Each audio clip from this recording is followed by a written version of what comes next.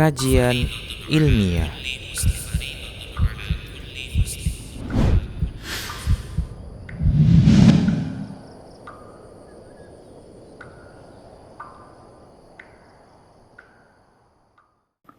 Bismillah, Assalamualaikum warahmatullahi wabarakatuh. Innal hamdalillah nahmaduhu wa nasta'inuhu wa nastaghfiruh wa na'udzu billahi min shururi anfusina wa min sayyiati a'malina. Man yahdihillahu fala mudilla lahu wa man yudlilhu fala hadiyalah. Wa ashhadu an la ilaha illallah wahdahu la syarika lah wa ashhadu anna Muhammadan abduhu wa rasuluhu sallallahu alaihi wasallam. Qala Allah tabaraka wa ta'ala, ya ayyuhalladzina amanu taqullaha haqqa tuqatih wa la tamutunna illa wa antum muslimun.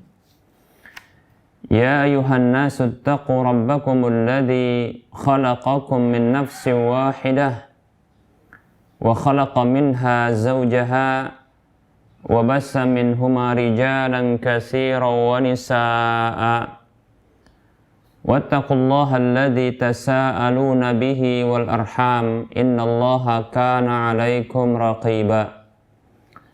Ya ayyuhalladzina amanu taqullaha wa qulu qawlan sadida yuslih lakum a'malakum wa yaghfir lakum dhunubakum.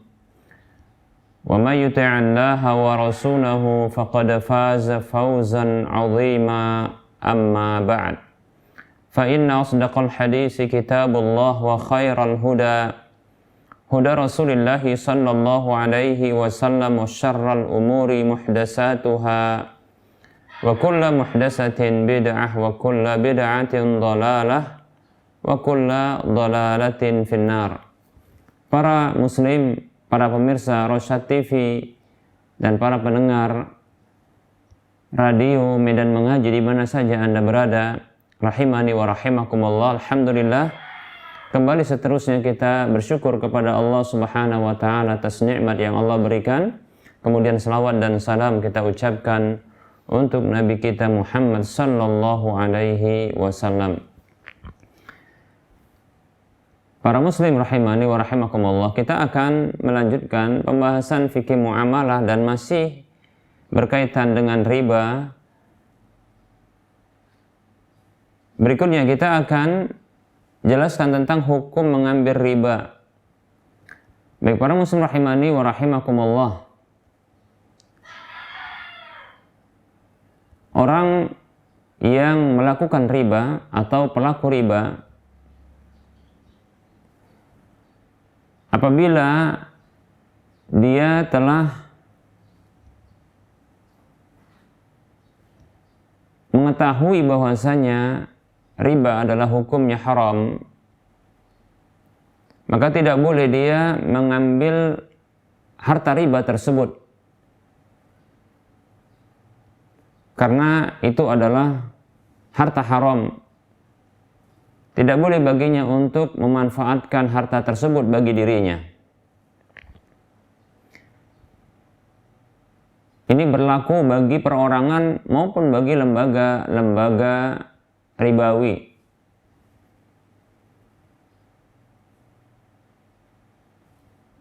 Contoh perorangan adalah orang-orang yang dahulu berprofesi sebagai rentenir atau orang yang dia membungakan uang yang dihutangkan kepada orang lain. Begitu juga termasuk ke dalam hal ini yang disebut dengan akilur riba, orang yang makan riba, adalah orang yang menabungkan hartanya, uangnya di perbankan atau lembaga-lembaga perbankan, lembaga-lembaga keuangan yang berbasis ribawi. Mereka menabungkan uangnya, kemudian dipergunakan oleh bank tersebut dengan status dijamin modalnya, maka ini adalah bentuk hutang. Lalu disepakati adanya tambahan. Maka dalam hal ini, ya, orang yang mengambil riba atau orang yang mengambil bunga dari lembaga-lembaga keuangan yang ia tabungkan atau ia letakkan, titipkan uangnya, modalnya di lembaga tersebut, maka ini menjadi riba bagi dirinya dan dia adalah dikatakan pelaku riba, akilur riba, orang yang makan riba. Baik para muslim rahimani wa rahimakumullah. Begitu juga ya lembaga-lembaga keuangan yang berbasis ribawi yang mereka memberikan modal dengan adanya jaminan keamanan bagi modal tersebut kepada orang lain. Apakah itu sekedar untuk ya dipergunakan oleh pribadi, nasabah atau masyarakat atau untuk usaha? Maka kelebihan yang ditetapkan itu adalah riba. Demikian para muslim rahimani wa rahimakumullah, ya. Nah, solusi untuk keluar dari hal tersebut adalah meninggalkan dan tidak mengambil tambahan tersebut, ya. Tidak mengambil tambahan tersebut. Tidak mengambil kelebihan tersebut. Cukup hanya mengambil modal pokoknya saja, ya. Seperti itu.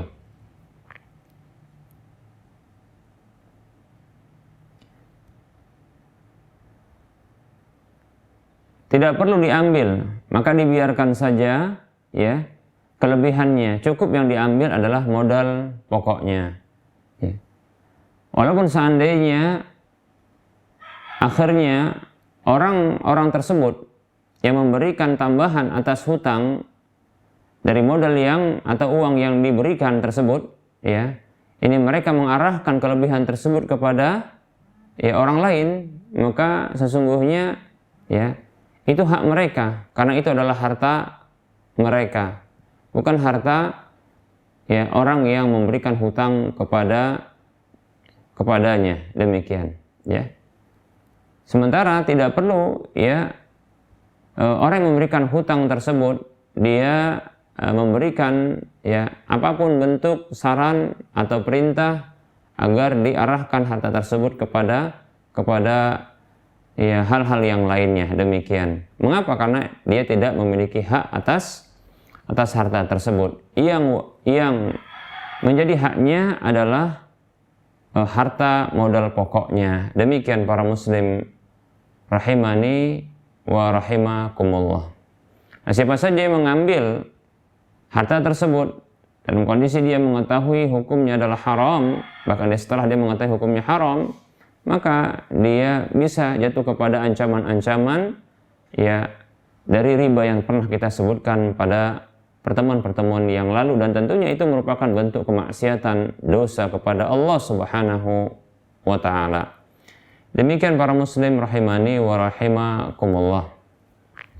Di antara ancaman-ancaman hukuman yang sudah kita sebutkan ya bahwasanya ya riba tersebut ini merupakan dosa besar dan dia merupakan ya salah satu dari 7 perkara yang menghancurkan, yang membinasakan. Demikian, dan Allah Subhanahu wa taala akan menghancurkan riba, dan itu merupakan bentuk ya peperangan terhadap Allah Subhanahu wa taala. Bahkan Allah Subhanahu wa taala yang mengumumkan peperangan tersebut kepada orang yang melakukan riba. Demikian. Seperti itu. Para muslim rahimani wa rahimakumullah. Tidak boleh baginya mengambil sedikit ataupun banyak dari harta riba tersebut, ya. Sedikit ataupun banyak, demikian, ya. Sungguh Allah Subhanahu wa taala perintahkan orang-orang beriman untuk meninggalkan riba. Allah berfirman, A'udzu billahi minasyaitonir rajim, ya ayyuhalladzina amanu taqullaha wa dharu ma baqiya minar riba in kuntum mu'minin. Wahai orang-orang beriman, Allah seru orang-orang yang beriman, bertakwalah kepada Allah dan tinggalkanlah sisa dari riba jikalau kalian benar-benar beriman kepada Allah. Surah Al-Baqarah 278. Demikian para muslim rahimani wa rahimakumullah. Lalu bagaimana hukum harta ribawi ya setelah taubat? Hukum harta ribawi setelah taubat. Baik para muslim rahimani wa rahimakumullah. Apabila seorang hamba yang telah melakukan riba diberikan karunia oleh Allah Subhanahu wa taala berupa hidayah untuk bertobat kepada Allah Subhanahu wa taala, maka hendaknya dia bersyukur kepada Allah ya. Karena dia telah berlepas dari petaka besar bagi dirinya di dunia dan di akhiratnya, demikian. Ya. Dan tentunya orang yang telah melakukan riba dan dia bertobat kepada Allah Subhanahu wa taala, dia ingin terlepas dari riba tersebut. Dan tentunya dari ya usaha yang ribawi tersebut ya telah terkumpul harta pada dirinya. Maka orang seperti ini sesungguhnya tidak lepas dari dua kondisi. Yang pertama adalah riba yang dia berlakukan dan kondisi dia sudah bertobat itu masih ada di antara manusia ya, yang dia belum mengambil riba tersebut dari orang-orang, yaitu masih dalam tanggungan orang-orang. Contohnya dia memberikan hutang atau harta kepada orang lain ya, sementara orang lain tersebut masih memiliki hutang-hutang termasuk adalah riba, demikian ya. Maka orang yang telah bertobat ini haknya terhadap harta tersebut adalah modal pokoknya ya, modal pokoknya, dan dia meninggalkan ribanya. Jika dia pernah menghutangkan 100 juta dan telah terbayarkan ya 50 juta dan telah disepakati untuk dikembalikan 120 juta, maka ketika dia bertobat dan uangnya baru kembali 50 juta sementara dia menghutangkan 100 juta, maka haknya dari harta yang ada di tangan manusia tersebut adalah hanya 50 juta. Tidak boleh dia mengambil 20 jutanya ya, seperti itu, karena dia hanya menghutangkan kepada manusia sekitar 100 juta dan dia telah mengambil 50 jutanya, maka haknya tersisa adalah 50 juta. Adapun tambahannya itu adalah riba, tidak boleh baginya untuk mengambilnya karena itu adalah riba dan dia telah bertobat darinya. Demikian para muslim rahimani wa rahimakumullah. Baik, kondisi yang kedua ya, harta riba tersebut itu sudah ada pada dirinya. Contohnya dia telah menghimpun harta-harta riba karena ternyata kegiatan rentenir ini terjadi menjadi kebiasaannya dari tahun ke tahun. Ya, tentunya ada orang yang sudah membayar lunas beserta dengan ya bunganya atau ribanya, tambahannya, demikian. Nah, ternyata dia bertobat setelah itu. Dia kumpulkan harta, ya, ternyata harta tersebut mengandung harta riba dan itu sudah ada masuk ke dalam kepemilikannya. Dan dia bertobat setelah itu. Baik para muslim rahimani wa rahimakumullah, kondisi seperti ini maka ada dua keadaan. Yang pertama, ya, dia tidak mengetahui bahwasanya ya harta tersebut adalah haram dan bentuk ya transaksi seperti itu adalah haram. Ya, dia tidak mengetahui, ya, dia tidak mengetahui sebelumnya, maka semua harta itu menjadi miliknya,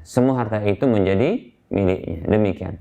Harta tersebut menjadi miliknya, tidak ada ya sedikit pun kewajiban bagi dirinya apakah mengeluarkan harta tersebut, ya, demikian, ya, karena dia dianggap seperti orang yang baru masuk Islam,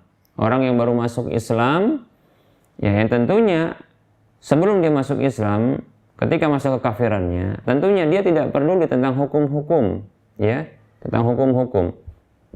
Maka orang yang baru masuk Islam, ya, tidak diperintahkan ya oleh Allah Subhanahu wa taala maupun Rasulullah sallallahu alaihi wasallam tidak pernah kita dapatkan dalam Al-Qur'an maupun hadis Nabi sallallahu alaihi wasallam dia diperintahkan untuk mengeluarkan harta sekian dan sekian dari hartanya, karena dia tidak mengetahui hukumnya. Sehingga apa saja yang didapatkan ya dari cara yang haram sebelum Islamnya, ya, maka setelah taubatnya dan dia masuk Islam, maka itu halal baginya. Ya, sebab sabda Nabi Shallallahu Alaihi Wasallam yang beliau bersabda, al-Islamu yahdimu ma kana qablahu. Islam itu ya menghancurkan, menggugurkan, ya, menghapuskan apa saja sebelum Islam itu. Demikian para muslim rahimani wa rahimakumullah. Seolah-olah dia adalah bersih dari dosa. Demikian para muslim rahimani wa rahimakumullah. Dan Allah Subhanahu wa taala juga berfirman di dalam surah Al-Baqarah ayat 275. Allah mengatakan, a'udzu billahi minasyaitonir rajim. Wa halallahu al-bai'a wa harrama ar-riba faman ja'ahu mau'izatun min rabbih fantaha falahu ma salaf wa amruhu ila Allah. Faulaika wa man 'ada faulaika ashabun nari hum fiha khalidun. Allah Subhanahu wa taala berfirman yang artinya, dan Allah Subhanahu wa taala menghalalkan jual beli sekaligus mengharamkan riba. Maka siapa saja yang datang kepadanya peringatan dari Rabb-nya lalu dia berhenti dari riba tersebut, maka miliknya apa yang telah berlalu dan urusannya itu kembali kepada Allah Subhanahu wa taala. Dan siapa saja yang kembali melakukan riba, siapa saja yang kembali melakukan riba, maka mereka itu adalah penghuni neraka, mereka ya berada selamanya di dalamnya. Na'udzubillahi min dzalik. Demikian para muslim rahimani wa rahimakumullah. Baik, ini ya keadaan yang pertama ya ketika ya seseorang tersebut ya taubat dari riba ya dalam kondisi ya telah masuk ke dalamnya harta-harta riba tersebut ya. Demikian. Baik, yaitu kondisi pertama ini ya berhukum halal semua harta tersebut walaupun didapat dengan cara riba karena ketidaktahuannya. Baik, kondisi atau keadaan yang kedua adalah dia mengetahui tentang hukum haramnya riba ini. Namun ya sebelumnya ketika dia melakukan riba dia betul-betul mengetahui hukum haramnya. Hanya saja nafsunya ya, cinta dunianya ya membuat dia tenggelam di dalam dosa riba, kubangan riba ini. Akhirnya Allah Subhanahu wa taala memberikan karunia taubat kepada dirinya, dan sungguh dia bertobat kepada Allah karena dia takut kepada Allah Subhanahu wa taala. Ya. Demikian ya. Maka ini pun sama ya, yaitu ya, dan saya pun condong kepada pendapat ini bahwasanya harta-harta yang telah berlalu ya, walaupun dia mengetahui itu adalah riba, ya, dia tahu itu riba, harta yang didapatkan dengan cara riba, dia mengetahui itu hukumnya adalah haram, riba, dosa besar. Namun, ya, akhirnya dia bertobat kepada Allah dengan jujur. Dia tinggalkan sama sekali, karena barangkali dia mengetahui akibat-akibat buruk yang didapatkan. Ya, sebelum ya begitu maksimal hukuman yang Allah berikan kepada orang tersebut, ternyata Allah berikan taufik kepada dirinya untuk bertobat, berhenti dari riba, bertobat dia dengan jujur karena takut kepada Allah Subhanahu wa taala. Allah terus akan menimpakan ya kesialan ya kepada dirinya di dunia, lebih-lebih nanti di akhirat. Akhirnya dia berhenti dari tindakan riba walaupun sebelumnya dia mengetahui hukum haramnya. Demikian ya. Maka harta-harta tersebut tetap saja ya miliknya. Demikian ya. Karena Allah Subhanahu wa taala tidak memerintahkan untuk mengembalikan harta riba itu ya bagi orang yang sudah ya berhenti sama sekali. Demikian ya. Hanya saja Allah Subhanahu wa taala memerintahkan ya agar tidak mengambil sisa di waktu berikutnya setelah berhenti. Demikian para muslim rahimani wa rahimakumullah. Sehingga firman Allah Subhanahu wa taala dalam surah Al-Baqarah ayat 275 tersebut masih berlaku bagi orang seperti ini walaupun dia sebelumnya mengetahui tentang hukumnya, hanya saja dia tak kunjung bertobat. Nah, setelah bertobat bagaimana tentang hukum harta yang didapatkan dengan cara riba? Maka halal bagi dirinya. Ya. Berlaku firman Allah Subhanahu wa taala, "A'udzu billahi minasyaitonir rajim. Faman ja'ahu mau'izatun min rabbih fantaha falahu ma salaf wa amruhu ila Allah." Ya. Siapa saja yang datang kepada dia peringatan dari Rabb-nya, lalu dia berhenti. Perhatikan, datang peringatan ya kepada dirinya dari Rabb-nya, lalu dia berhenti. Tidak disebutkan di sini apakah dia tadinya dia mengetahui hukumnya atau tidak mengetahui. Nggak disebutkan. Tapi dia berhenti. Yang jelas datang kepada dia peringatan tersebut. Lalu dia berhenti. Tahu atau tidak tahu tentang hukumnya. Lalu Allah mengatakan, falahu ma salaf. Maka ya miliknya apa saja yang telah berlalu. Allah berikan hukum ya bagi harta tersebut itu menjadi miliknya. Demikian. Namun wa amruhu ilallah, urusannya itu kembali kepada Allah. Ya, itu Allah SWT yang akan memutuskan apakah dia akan disiksa atas ya dosa-dosa yang telah berlalu ya karena dia telah mengetahui hukumnya, ataukah dia tidak disiksa karena ya Allah melihat kepada taubatnya. Itu kembali kepada Allah Subhanahu wa taala urusannya. Demikian para muslim rahimani wa rahimakumullah. Yang jelas Allah menghukumi harta tersebut itu menjadi miliknya. Demikian para muslim rahimani wa rahimakumullah. Ya, mungkin ada orang yang berkomentar seperti ini, Ustadz, bagaimana apabila ternyata orang-orang yang saat ini ya setelah mendengar penjelasan Ustadz seperti ini malah dia akan melegalkan dirinya melakukan riba padahal dia mengetahui hukumnya. Ya. Mungkin dia akan mengambil tersebut riba itu. Riba itu akan diambil dan dikumpulkan, nanti dia tobat setelah itu. Pertanyaan saya ada dua. Pertama, bisakah dia bertobat setelah itu? Ya. Yang kedua, adakah peluang bagi dirinya untuk bertobat setelah itu? Karena ternyata dia ini melegalkan dirinya saat itu setelah dia mengetahui, ya, dan dia hanya ingin mengambil hartanya, harta riba tersebut, yang barangkali wah ini sayang ini, ya, harta ini sayang kalau dibiarkan, ya, maka masih berlaku riba. Maka kita berikan dua pertanyaan ini, ya. Bisakah dia bertobat setelah itu? Maksudnya, bisakah dia bertobat setelah itu? Maksudnya, apakah Allah akan membukakan hati kepada dirinya untuk bertobat bagi dirinya? Karena dia saat itu menganggap remeh dosa riba itu. Ya. Sementara dia mengetahui bahwasanya dosa riba itu, ya, itu lebih besar ketimbang berzina dengan, ya,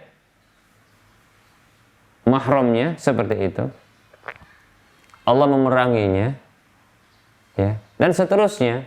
Nah, para muslim rahimani wa rahimakumullah. Kemudian pertanyaannya, apakah ada peluang bagi dirinya untuk bertobat setelah itu? Maksudnya adalah, apakah dia punya waktu, ya, untuk bertobat ketika dia melakukan riba itu? Apakah dia mengetahui usianya akan sampai? Nah, ini permasalahannya seperti itu. Oleh karenanya jangan menunda taubat. Seperti itu para muslim rahimani wa rahimakumullah, ya.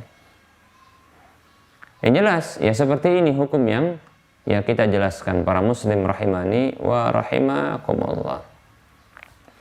Nah, bagi siapa saja yang mereka bertobat ya, dari dosa riba, ya, maka dia tidak berhak atas harta kecuali hanya ya modal pokoknya saja. Demikian para muslim rahimani wa rahimakumullah, ya.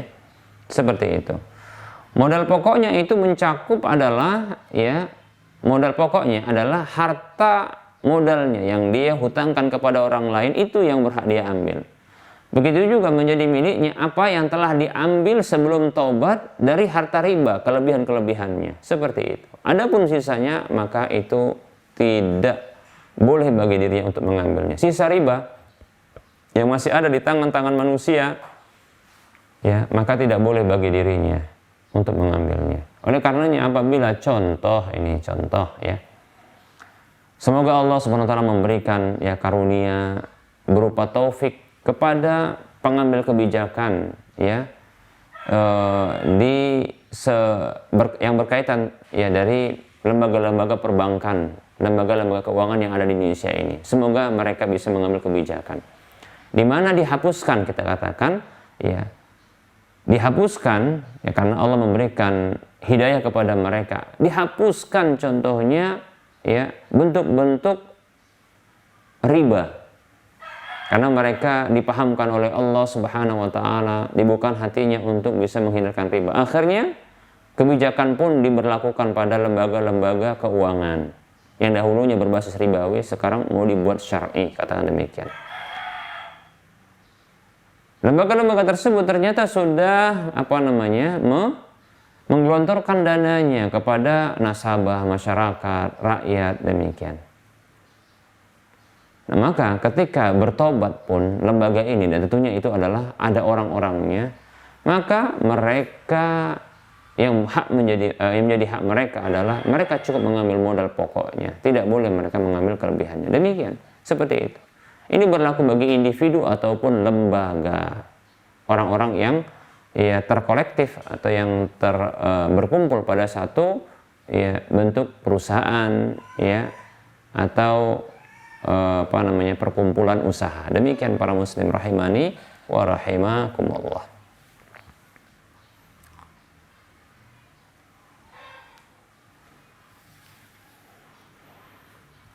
Baik para muslim rahimani wa rahimakumullah.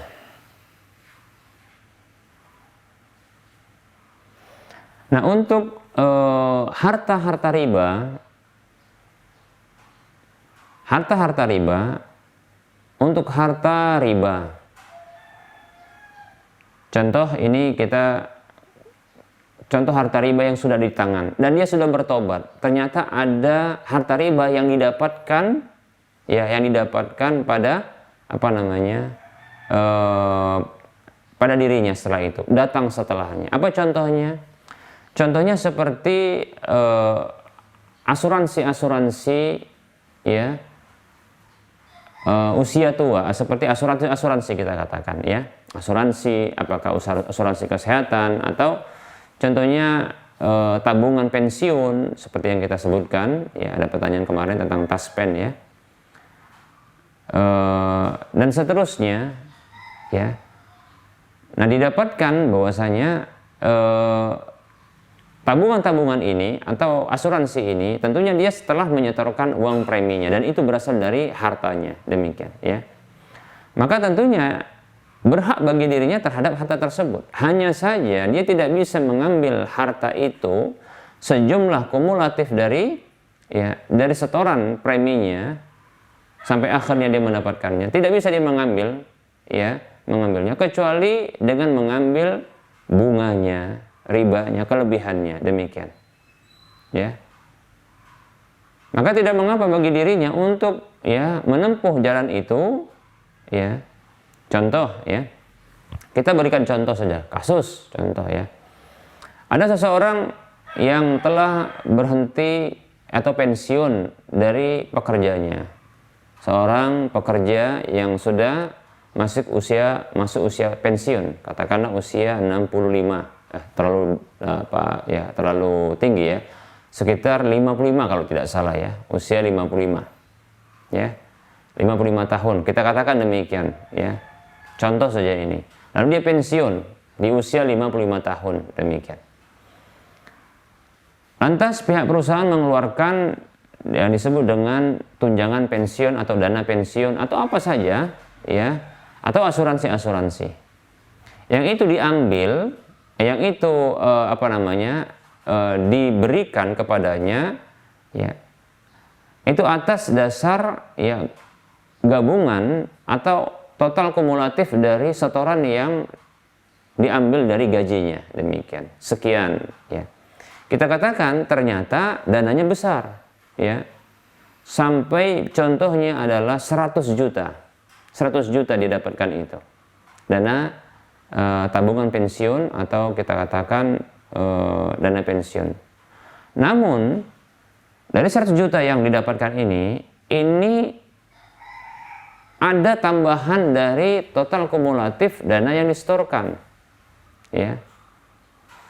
Bila dihitung mulai dari kerja sampai pensiun, ternyata ya total kumulatif dari dana yang disetorkan ya, atau yang dipotong dari gajinya setiap bulannya itu ternyata katakanlah sekitar 50 juta. Berarti ada 50 juta berikutnya yang ini merupakan riba.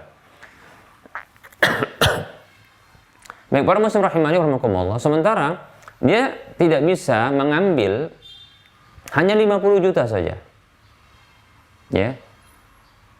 Namun dia harus mengambil 100 juta. Tidak bisa dia mengambil hanya 50 juta saja. Karena ini diberikan kepada pegawai tersebut, itu menjadi haknya. Sementara pihak perusahaan ya, dia tidak bisa memberikan sebahagian karena itu hak dianggap hak oleh perusahaan, hak pegawai. Dan dikhawatirkan perusahaan ini akan mendapatkan teguran mungkin ya. Baik para muslim rahimani wa rahimakumullah. Maka orang yang telah mengetahui hukumnya dan dia taubat dari riba dan tahu hukumnya, maka tidak boleh bagi dia mengambil 50 jutanya. Kelebihan dari 50 juta yang menjadi haknya, demikian. Hanya saja tidak bisa dia mengambil 50 juta yang haknya ini, yang menjadi haknya, kecuali bersamaan dengan 50 juta kelebihannya. Maka tidak masalah dia mengambil dari perusahaan tersebut 100 juta. Namun berikutnya dia harus melepaskan ya, atau melepaskan diri atau menyingkirkan 50 juta itu dari hartanya. Karena inilah riba, demikian. Seperti itu. Baik para muslim rahimani rahimakumullah, ya. Lalu bagaimana dengan harta ini, harta 50 juta ini, kemana harus diarahkan? Baik para muslim rahimani rahimakumullah.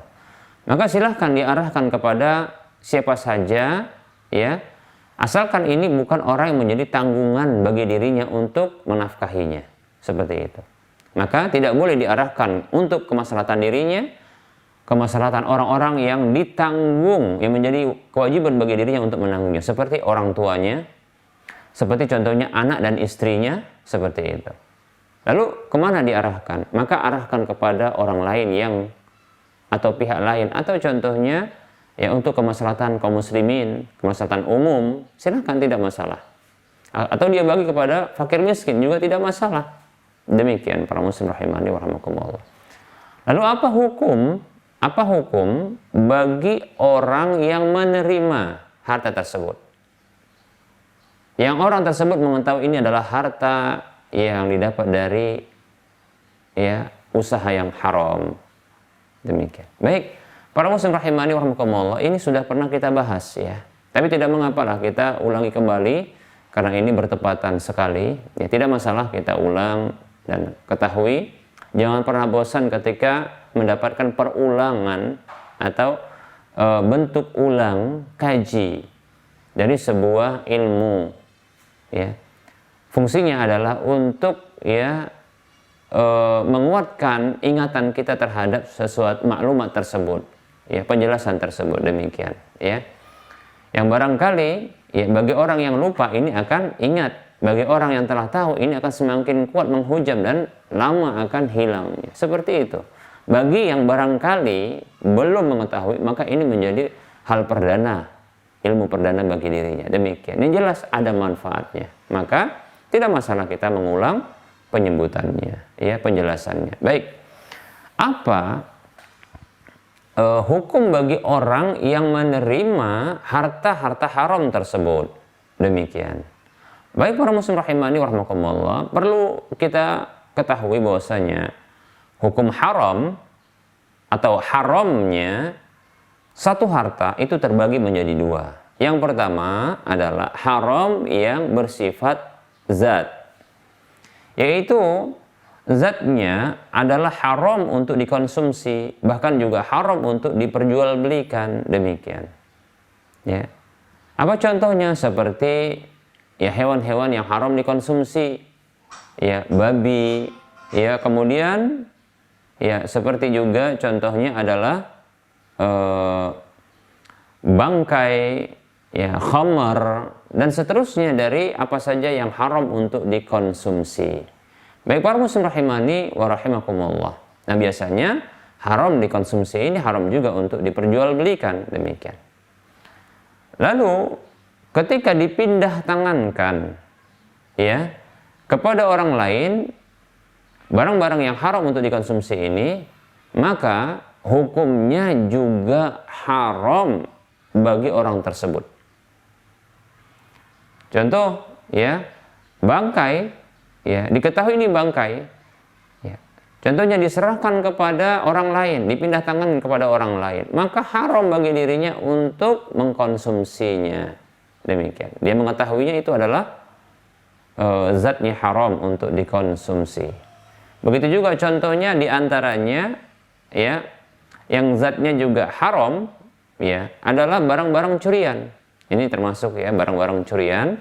Ini termasuk juga haram untuk dikonsumsi. Bila itu diketahui itu milik orang lain, haram bagi orang yang mengusahakannya, mencurinya, ya, merampoknya. Begitu juga haram bagi orang lain yang mengetahui bahwasanya itu adalah barang orang lain, haram untuk mengkonsumsinya. Demikian para muslim rahimani wa rahimakumullah. Walaupun dipindah tangankan. Baik.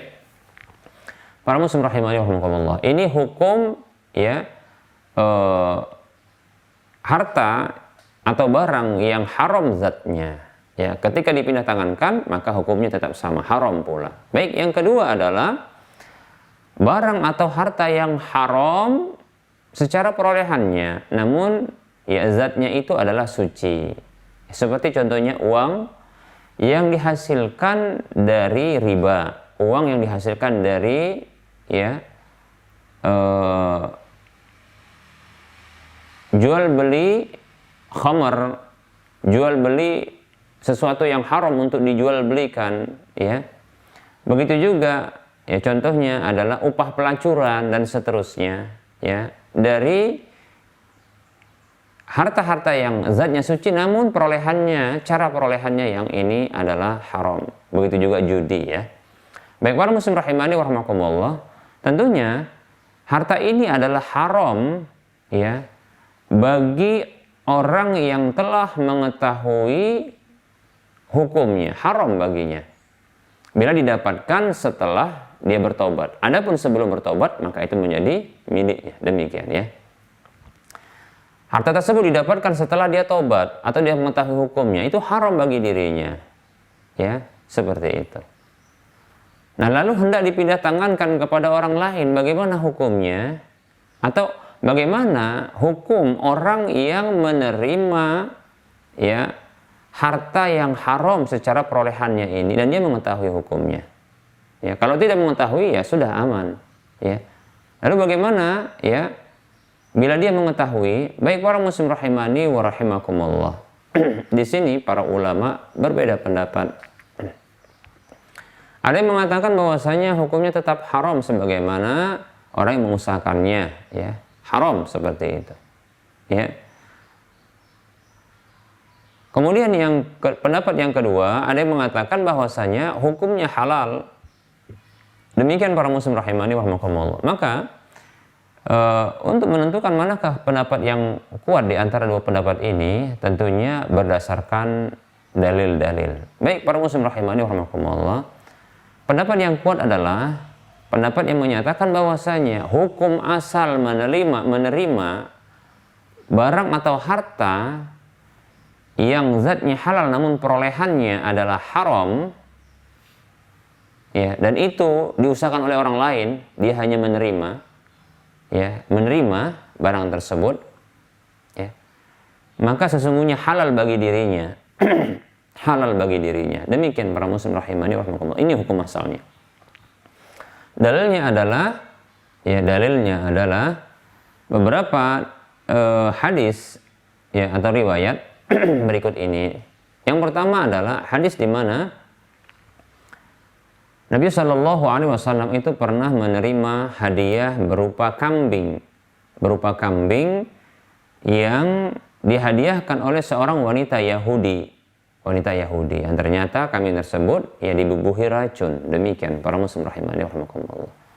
Perhatikan Nabi Shallallahu Alaihi Wasallam mengetahui orang Yahudi, ya mereka punya kegiatan dan transaksi dalam mencari ya rizki, itu diantaranya seperti mereka suka menjual babi dan khamar karena ini biasa bagi mereka, ya. Begitu juga mereka adalah pelaku riba, ya mereka adalah yang suka memakan suhud, yaitu harta haram. Demikian para muslim rahimani wa rahimakumullah, seperti itu, ya. Dan bisa jadi ya kambing yang diberikan oleh Nabi SAW, yang diberikan kepada Nabi SAW tersebut adalah kambing yang hasil usaha yang haram. Hanya saja Nabi SAW tidak mempertanyakannya dan tidak menolaknya. Mengapa? Karena sesungguhnya perpindahan kepemilikan dari orang yang mengusahakannya walaupun dengan cara yang haram, namun zatnya, bendanya adalah suci dan halal, maka halal pula bagi orang yang menerimanya. Buktinya Rasulullah memakannya. Demikian para muslim rahimani wa rahimakumullah. Ini bentuk perpindahan kepemilikan dengan cara pemberian atau hibah, ya hadiah. Baik, ada hadis yang lain para muslim rahimani wa rahimakumullah, yaitu hadis di mana kisah Barirah, yaitu seorang wanita yang dibebaskan, seorang wanita mantan budak yang dibebaskan oleh Aisyah radhiyallahu anha. Wanita ini adalah seorang wanita yang sudah masuk Islam, ya, dan dia adalah mantan budak, dibebaskan oleh Aisyah radhiyallahu anha dan tinggal di sekitar ya keluarga Nabi sallallahu alaihi wasallam. Satu hari Barirah ini mendapatkan ya sedekah, harta sedekah berupa makanan, demikian. Ya. Maka Rasulullah sallallahu alaihi wasallam ya meminta kepada Barirah untuk membagikan harta tersebut kepada keluarga Nabi sallallahu alaihi wasallam. Lalu keluarga Nabi SAW itu mengetahui bahwasanya itu adalah harta sedekah. Dan Rasulullah SAW beserta dengan keluarga beliau itu diharamkan untuk makan harta sedekah. Maka Rasulullah SAW bersabda kepada keluarganya tersebut, ya, dengan ungkapan, ya, laha sadaqatun walana hadiyatun. Bagi dia, bagi Barirah itu sedekah, namun bagi kita adalah hadiah. Maksudnya adalah ya dari orang yang bersedekah kepada Barirah itu ya pengalihan kepemilikan ya makanan tersebut kepada Barirah itu dengan sedekah. Namun dari Barirah kepada keluarga Nabi sallallahu alaihi wasallam ini adalah hadiah. Demikian para muslim rahimani wa rahimakumullah. Andaikan langsung dari orang yang memberi itu kepada Rasulullah dengan sedekah, maka tidak boleh bagi Rasulullah untuk menerimanya. Seperti itu para muslim rahimani wa rahimakumullah. Nah, perpindahan kepemilikan seperti ini membuat halalnya harta tersebut. Demikian para muslim rahimani wa rahimakumullah. Hadis yang lain adalah hadis hadis dari Aisyah radhiyallahu anha, di mana ia mengatakan, "Kana Nabi sallallahu alaihi wasallam ishtarata aman min yahudiyyin min ila ajalin warahanahu dir'ahu." Ya. Hadis riwayat Bukhari ya dan Muslim kalau tidak salah ya. Hadis riwayat Bukhari jelas ya. Begitu juga riwayat Muslim kalau tidak salah ya. Kata Aisyah radhiyallahu anha, Nabi SAW itu pernah membeli makanan dari orang Yahudi, ya, dari orang Yahudi. Dengan terhutang sampai batas waktu tertentu, lalu ya Nabi SAW menggadaikan baju besinya, menjaminkan baju besinya. Demikian kepada orang Yahudi tersebut. Ya Rasulullah SAW berjual beli makanan ya atau membeli makanan dari orang Yahudi yang tadi kita katakan, orang Yahudi ini adalah orang yang suka melakukan perkara-perkara yang haram, ya, menghasilkan ya harta dengan cara yang haram. Bisa jadi makanan tersebut adalah makanan yang didapatkan dengan cara yang haram. Hanya saja perpindahan kepemilikan kepada Rasulullah SAW adalah dengan cara yang halal, yaitu jual beli. Demikian. Maka perpindahan kepemilikan seperti ini boleh bagi bagi Rasulullah untuk mengkonsumsinya, mengambilnya. Seperti itu. Baik para muslim rahimani wa rahimakumullah, terakhir kita akan sebutkan dalil riwayat asar dari Umar radhiyallahu anhu, di mana Umar ketika menjadi khalifah pernah didapatkan oleh salah seorang sahabat, Bilal bin Rabah radhiyallahu anhu, bahwasanya para pekerja penarik jizyah, yaitu petugas pajak, penarik upeti dari orang-orang ahlul kitab, ketika itu mereka mendapatkan pembayaran jizyah atau upeti serta pajak itu dari ahlul kitab, itu mereka menerima pembayaran khamr dan babi, demikian. Maka Bilal melaporkan hal itu kepada Umar radhiyallahu an, karena mereka memahami bahwasanya Bilal dan Umar radhiyallahu anhuma, bahwasanya khamr dan babi ini tidak adalah haram zatnya, tidak bisa dimanfaatkan oleh kaum muslimin, tidak bisa dikonsumsi, dijual belikan juga haram. Demikian para muslim rahimani wa rahimakumullah. Maka Umar memanggil para pegawai tersebut, pegawai pajak tersebut. Beliau mengatakan kepada mereka, walluhum bai'aha wa khudhu antum asmanaha. Biarkan mereka yang menjualnya, itu urusan mereka, kalian ambil saja hasil jual belinya, demikian. Baik para muslim rahimani wa rahimakumullah, sesungguhnya hasil jual beli dari barang-barang yang haram zatnya untuk dikonsumsi, maka haram juga hasil jual belinya. Berdasarkan sabda Nabi SAW, innallaha idza harrama akla syai'in harrama samanahu. Hadis riwayat Ahmad dalam musnadnya, hadis yang sahih. Sesungguhnya Allah apabila mengharamkan mengkonsumsi, memakan sesuatu, maka Allah mengharamkan jual belinya, hasil jual belinya. Demikian para muslim rahimani wa rahimakumullah. Haram. Hanya saja Umar radhiyallahu anhu adalah seorang sahabat Nabi SAW, sekaligus orang dekat Nabi SAW, bahkan khalifah. Yang kata Nabi SAW, alaikum bisunnati wa sunnatin khulafair rasyidin al-mahdiyyin min ba'di. Wajib bagi kalian berpegang teguh dengan petunjukku dan petunjuk khulafaur rasyidin yang diberi petunjuk yang lurus setelahku. Di antaranya adalah Umar. Sehingga beliau mendapat petunjuk dalam hal ini, bahwasanya perpindahan kepemilikan barang yang zatnya halal namun hasil perolehannya itu walaupun dengan cara yang haram, ketika berpindah kepemilikan kepada orang lain dengan jalur yang halal, dalam hal ini adalah perpindahan kepemilikan dari harta orang kafir dengan lewat jalur jizyah kepada kaum muslimin ke Baitul Mal, itu dengan cara yang halal, yaitu dengan cara jizyah, itu halal. Walaupun perolehannya dengan cara yang haram, ini adalah halal pula. Seperti itu para muslim rahimani wa rahimakumullah. Sehingga para ulama menyebutkan sebuah kaidah dari dalil-dalil ini, tabadulu asbabil milki katabadulul a'yani. Pergantian atau perpindahan sebab-sebab kepemilikan dengan cara yang halal tersebut, itu seperti perpindahan perubahan pada barangnya, demikian. Itu seperti barang baru bagi kaum muslimin yang usaha dengan usaha baru. Demikian para muslim rahimani wa rahimakumullah. Asalkan barang tersebut zatnya adalah halal. Demikian para muslim. A'azani Allah wa iyyakum jami'an. Baik para muslim, ini pendapat yang kuat boleh hukum asalnya. Hanya saja perlu dilihat apabila ada orang-orang yang mendapatkan harta yang zatnya halal namun cara perolehannya itu haram, ini diberikan oleh pelakunya, maka dilihat hukum, walaupun hukum asalnya adalah halal bagi dirinya, orang yang menerima tersebut halal bagi dirinya, namun perlu dilihat apa tujuan motivasi orang itu memberi. Bila orang tersebut memberi hanya untuk melepaskan harta tersebut dari dirinya, seperti tadi ada orang yang dia mendapatkan dana taspen,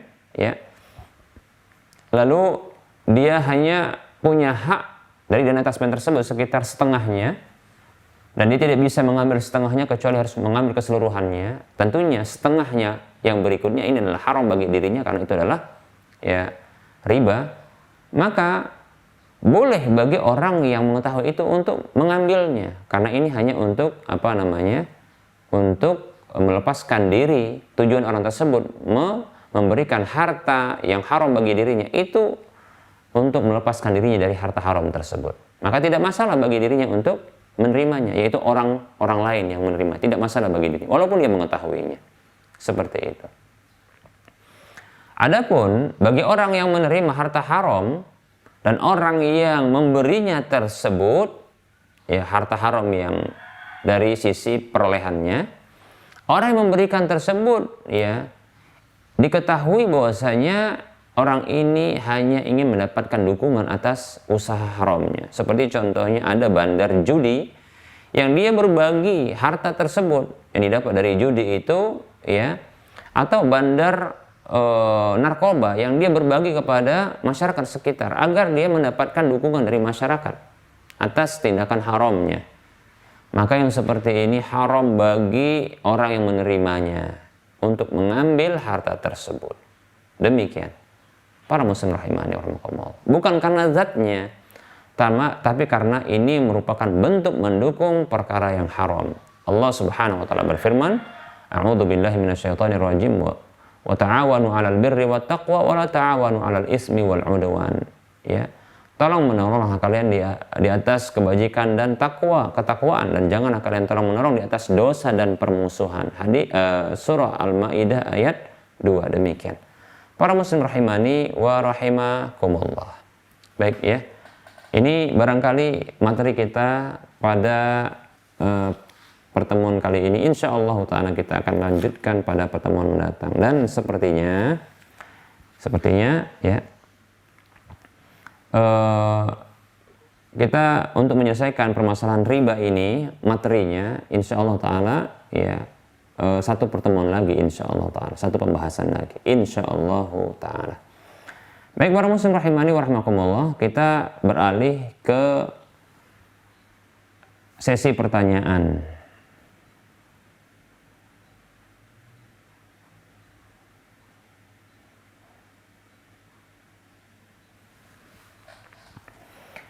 Baik, ada pertanyaan ya. Bismillahirrahmanirrahim. Assalamualaikum warahmatullahi Ustaz. Waalaikumsalam warahmatullahi wabarakatuh. Bagaimana hukumnya menjadi makelar, di mana barang yang dijual itu belum kita miliki, namun sudah kita tawarkan ke calon pembeli? Dan apa saja hal-hal yang dapat menyebabkan jual beli seperti makelar ini haram? Syukran Ustaz. Barakallahu fiik. Ya, wa fiik barakallah. Jazakallahu khaira. Ya, wa anta fajazakallahu khaira. Baik ya, para muslim rahimani wa rahimakumullah ya. Ini pernah ditanyakan tapi tidak mengapa, karena barangkali pemirsa atau pendengar tersebut barangkali baru menyaksikan kajian kita ini ya. Nah, pembahasan tentang makelar ini ya pernah kita jawab tapi tidak mengapa kita ulangi jawabannya ya. Ini disebut juga dengan ya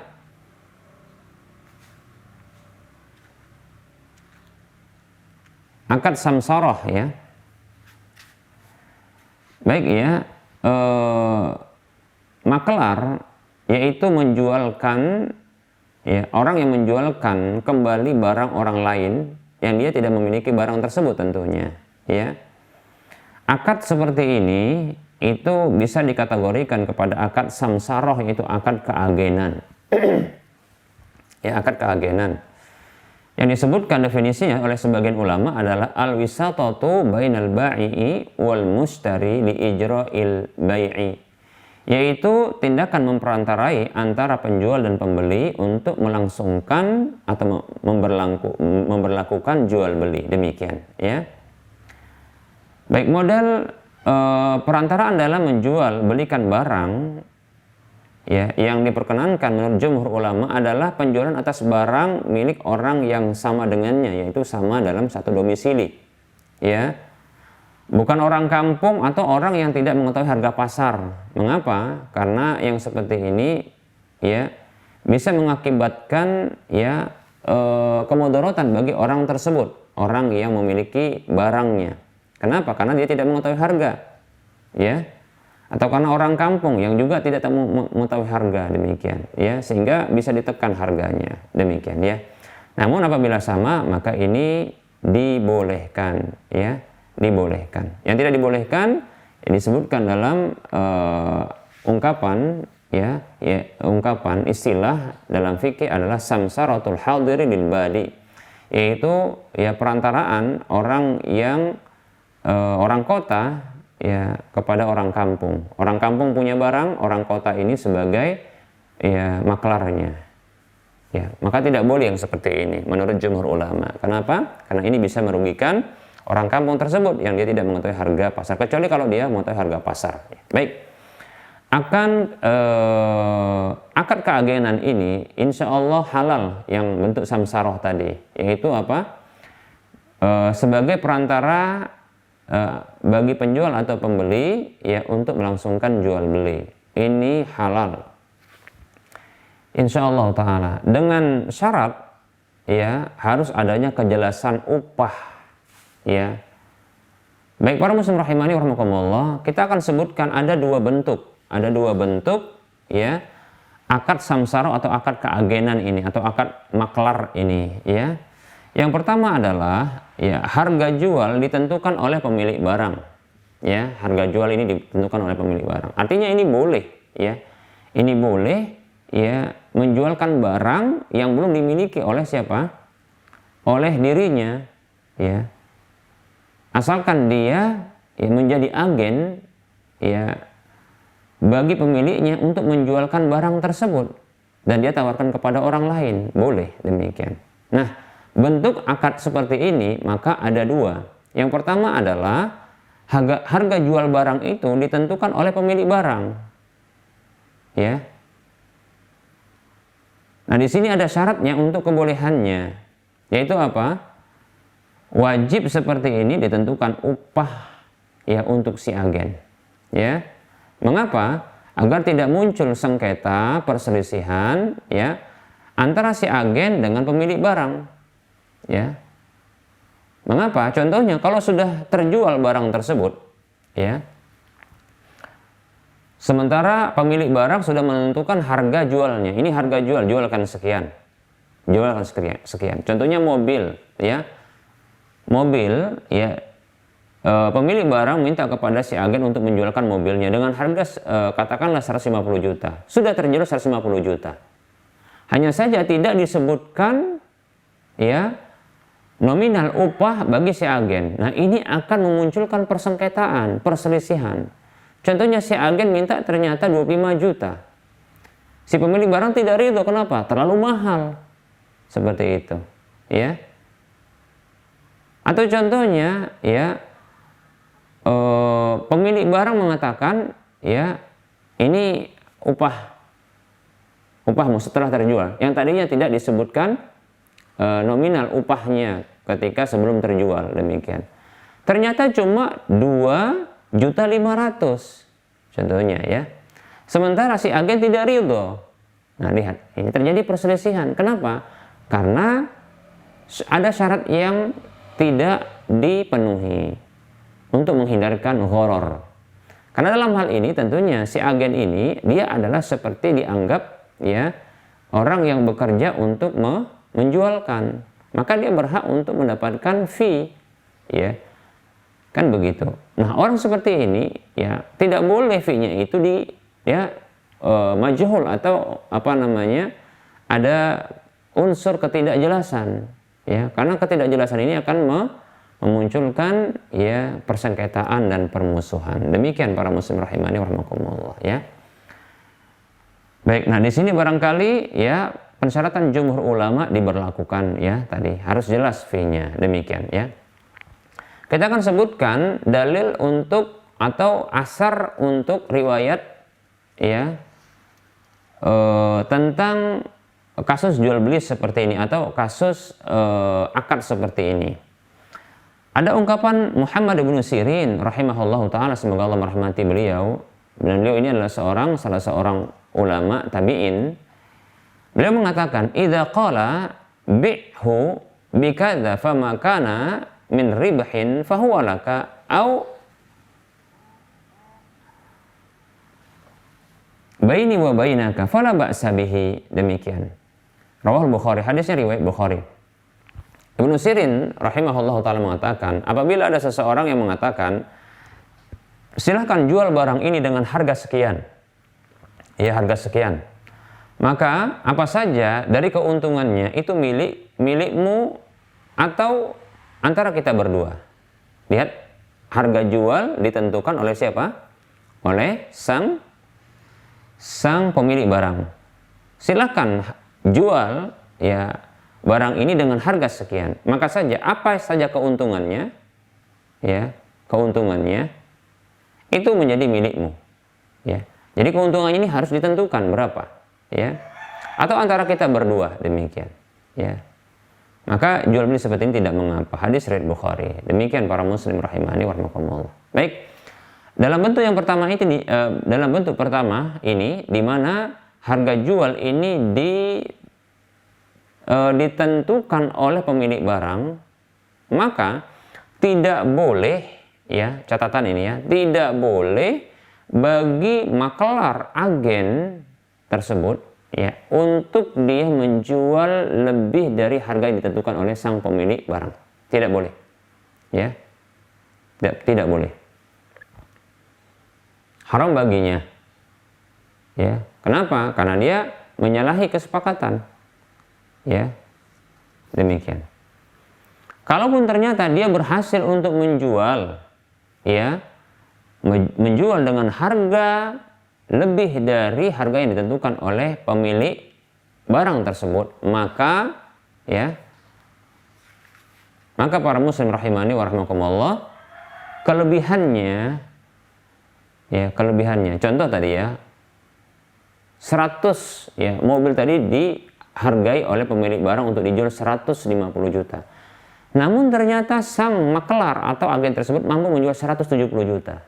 Maka selisihnya 20 juta itu adalah milik dari pemilik barang, bukan milik dari sang penjual. Apabila dia miliki itu, contohnya sang penjual sang agen itu ya dia mengambil 20 juta, ya maka dia melakukan dua kesalahan. Yang pertama adalah dia menyalahi kesepakatan, sementara seorang muslim ya itu harus berada di atas kesepakatan mereka. Al-muslimuna ala syurutihim, orang-orang muslim itu ya berada di atas kesepakatan mereka. Demikian, tidak boleh disalahi. Yang kedua, dia telah mengambil harta orang lain dengan cara batil, itu 20 juta tersebut. Ya, seperti itu para muslim rahimani wa rahimakumullah. Ya, tidak boleh. Kecuali kalau seandainya direlakan oleh pemilik barang, ya sudah ambil saja tidak masalah, ya maka tidak masalah, itu menjadi halal bagi dirinya. Demikian, dan sekaligus bentuk kemaafan, ya. Oleh karenanya bila sang pemilik barang itu ya menentukan harga jual, namun sang agen atau makelar melihat adanya peluang untuk dijual dengan harga lebih tinggi, maka disarankan untuk dijual dengan harga yang berkemungkinan untuk bisa dijual dengan harga tersebut. Lalu silakan si agen tadi minta tambahan fee-nya yang ditentukan di awal sebelum dijual belikan barang itu. Demikian, seperti itu. Ya, demikian ya. Nah, jadi tidak boleh. Ini termasuk harta haram kalau seandainya sang agen makelar itu, agen atau makelar tersebut menjual melebihi harga yang ditentukan oleh sang pemilik barang. Harta haram bagi dirinya. Kenapa? Kelebihan itu mengikuti barang. Barang itu milik sang pemiliknya. Maka keuntungan, kelebihan tersebut pun milik sang pemilik barang. Demikian. Ada kaidah yang disebutkan oleh para ulama, at-tabi'u yatba'u. Ya. Sesuatu yang ikut itu, maka hukumnya juga mengikut. Demikian para muslim rahimani wa rahimakumullah. Baik, ini bentuk yang pertama. Bentuk yang kedua. Bentuk yang kedua adalah harga jual Ini lihat, makelar atau agen ini menjualkan barang milik orang lain, ya. Dan dia tentunya harus apa? Harus ya mendapatkan izin, ya, atau kerelaan dari pemilik barang untuk menjualkan barang tersebut, ya. Nah, harga jual ini ditetapkan oleh si agen dengan penetapan harga modal dari pemilik barang. Artinya, setelah laku nantinya sang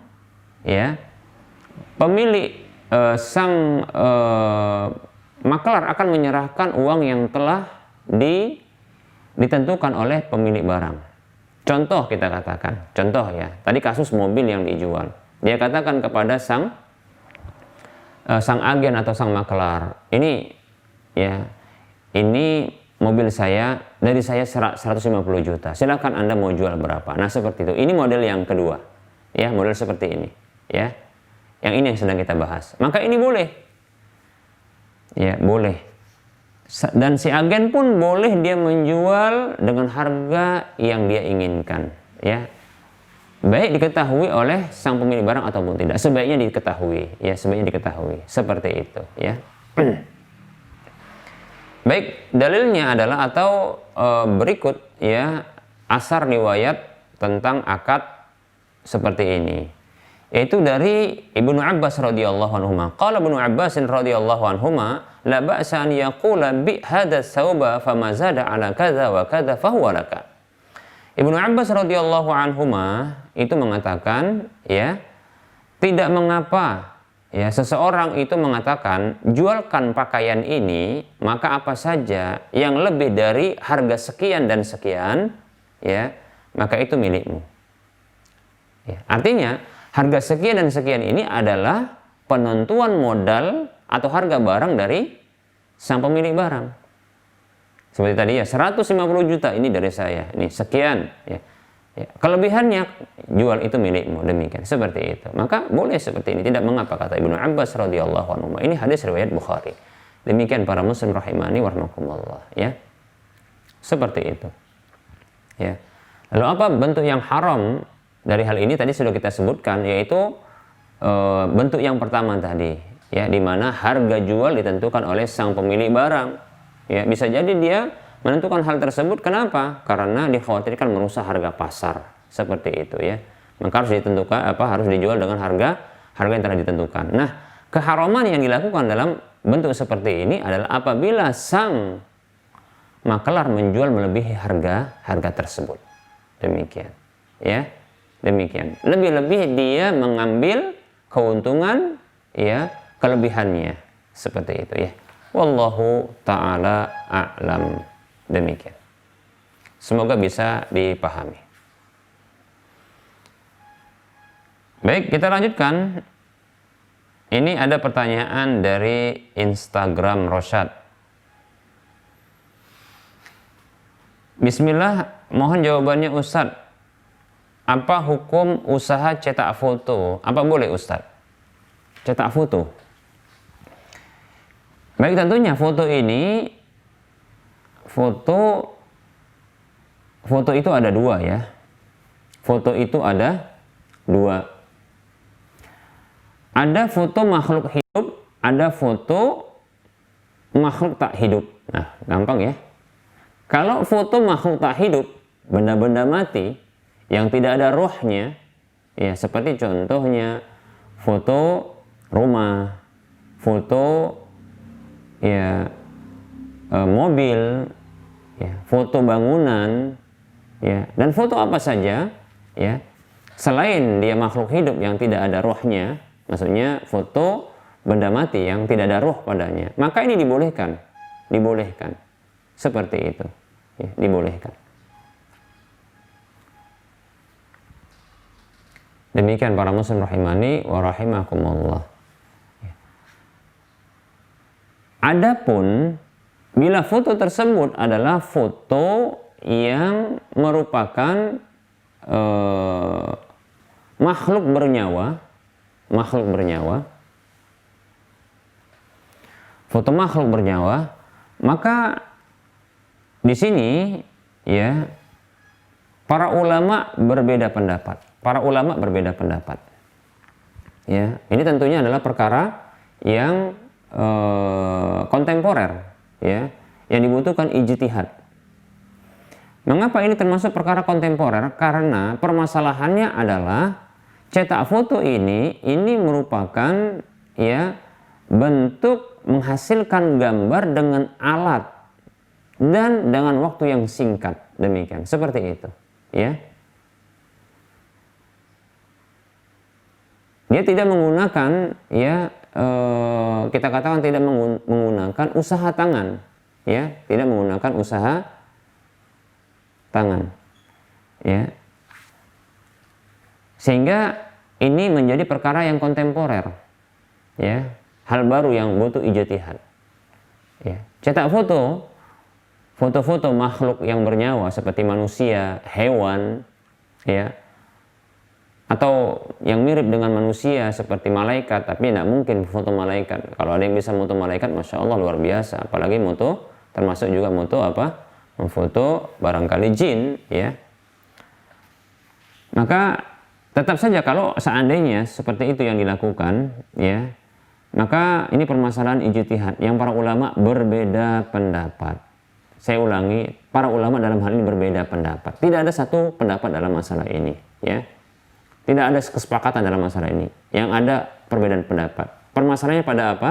Yaitu pada, ya, prosesnya, di mana dia menggunakan alat, ya, alat modern, ya, untuk menghasilkan, ya, gambar tersebut, kemudian, ya, dengan cara yang cepat, seperti itu, ya. Baik, para ulama mereka berbeda pendapat, ya. Pendapat yang pertama, ya, pendapat yang pertama yang menyatakan haramnya, yang menyatakan haramnya yang seperti ini. Haram menurut para ulama. Nah, ini adalah jumhur ulama. Seperti contohnya adalah Lajnah Daimah, ya, ulama-ulama yang tergabung di dalam, ya, sebuah perkumpulan tentang riset dan ilmu, ya, pengetahuan dalam Islam, ya, di Saudi Arabia, yang menyatakan haramnya perkara ini, ya. Ini adalah perkara yang haram. Mengapa? Ini termasuk bentuk taswir, yaitu menggambar, yang diharamkan. Yang Nabi Shallallahu Alaihi Wasallam bersabda, Inna asyaddan nasi adaban yaumal qiyamati al-musawwirun, ya.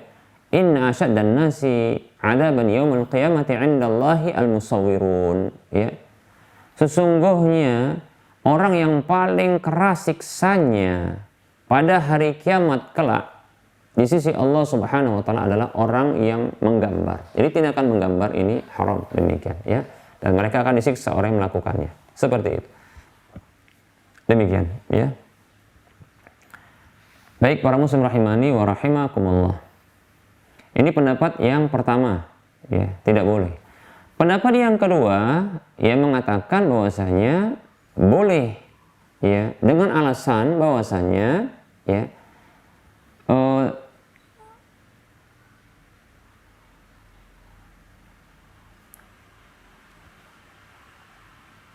dengan alasan bahwasanya, ya, yang melakukan penggambaran atau tindakan menggambar itu bukanlah manusia tapi alat. Nah, seperti itu. Kemudian ini dihasilkan dengan cara cepat, ya, begitu. Dan ini pendapatnya Syekh Muhammad bin Shalih Al-Utsaimin rahimahullahu taala. Dia berpendapat demikian, ya, seperti itu. Hanya saja setahu saya beliau juga tetap tidak membolehkan untuk digantung, ya, dipajang di rumah, ya, karena sesungguhnya ini juga bisa membuat para malaikat itu tidak masuk ke dalam rumah, malaikat rahmat tidak masuk dalam rumah. Ya, disebutkan dalam satu hadis Nabi SAW, innal malaikata la tadkhulu fi baitin, ya, fihi kalbun wala suratun, ya, atau kama qala sallallahu alaihi wasallam, ya. Sesungguhnya malaikat tidak masuk ke dalam rumah yang di dalamnya ada anjing maupun gambar, demikian. Baik para muslim rahimani wa rahimakumullah. Terjadi perbedaan pendapat di kalangan para ulama ya tentang apa? Tentang gambar ini ya, cetak foto ya, gambar manusia dan hewan atau makhluk yang bernyawa seperti itu. Kalau ditanya ya, kalau saya ditanya apa kecondongan ya Ustadz ya dari dua pendapat ini, kepada manakah kecondongan Ustadz? Maka saya lebih condong ya untuk lebih hati-hati, demikian ya, tentunya lebih hati-hati. Pendapat yang saya kira ini hati-hati adalah perkara pendapat yang mengharamkan seperti itu ya, sehingga oleh karenanya saya tidak suka difoto ya, demikian. Baik para muslim rahimani wa rahimakumullah ya. Namun kita tidak salahkan ya pendapat yang lain yang mengatakan bahwasanya ini apa namanya makhluk apa namanya foto, cetak foto ini adalah foto-foto makhluk yang bernyawa ya. Namun ini dengan alat dan dia cepat ya. Dengan alasan seperti itu, lebih-lebih ya ada ulama seperti Syekh Muhammad Shalih Al-Utsaimin rahimahullah taala yang berpendapat seperti itu, maka tidak masalah, silahkan. Hanya saja saya sarankan ya, hindarkan untuk memfoto atau cetak foto yang menampakkan aurat ya, aurat manusia ya, seperti itu, atau yang memberikan kesan tentang kemaksiatan ya, yang jelas dia mengandung kemaksiatan. Foto-foto yang mengandung kemaksiatan, foto manusia tapi mengandung kemaksiatan ya. Contohnya adalah tadi membuka aurat, begitu juga contohnya menampakkan apa namanya kemesuman ya, atau kemesraan yang ini bisa dilihat oleh orang banyak ya, seperti itu. Maka ini juga harus dihindarkan dan seterusnya ya. Gambar foto atau mencetak foto, ternyata foto adalah foto laki-laki hanya menampakkan wajah dan yang menutup aurat kita katakan, namun ternyata sambil meminum, mengkonsumsi apa namanya khamr ya, atau contohnya sambil merokok, kita katakan ini tidak benar seperti itu ya, begitu ya, karena di sini ada bentuk iklan atau promosi ya. Namun jika ingin memilih yang aman ya, tentunya tidak ada masalah, silakan ya memfoto atau mencetak foto-foto selain dari makhluk yang bernyawa. Perhatikan ada hadis dalam masalah ini, itu hadis dari Sa'id ibnu Abil Hasan ya rahimahullahu taala yang mengatakan kuntu 'inda Ibni Abbas radhiyallahu anhuma, dahulu aku pernah berada di sisi Ibnu Abbas radhiyallahu anhuma, id atahu rajulun, tiba-tiba ada seorang laki-laki yang datang kepada beliau. Faqala ya Aba Abbas, inni insanun innama ma'isyati min sun'ati yadi.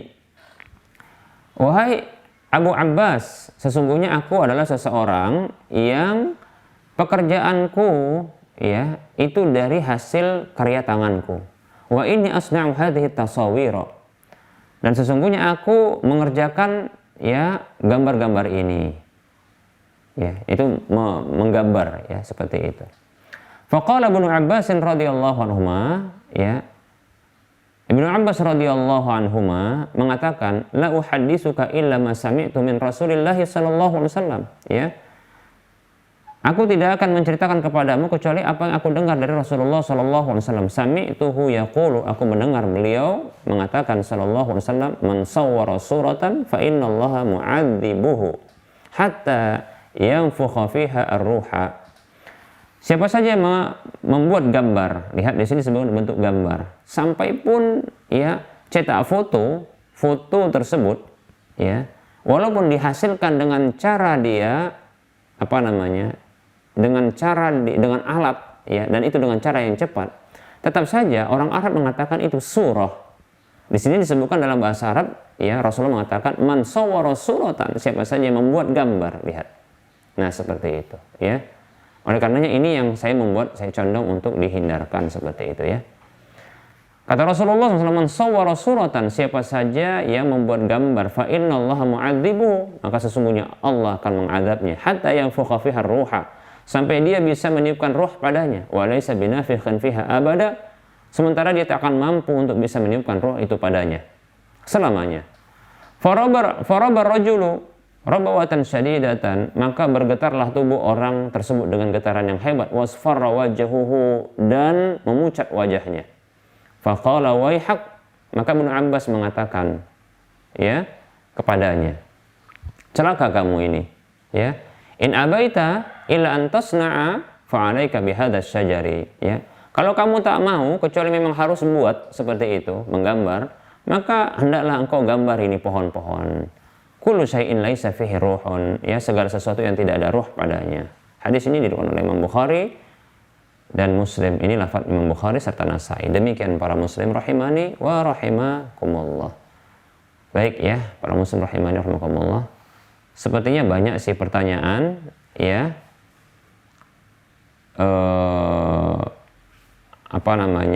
Hal ini pertanyaan tentang seputar materi, ya, fikih muamalah ini. Namun waktu yang membatasi kita cukupkan saja.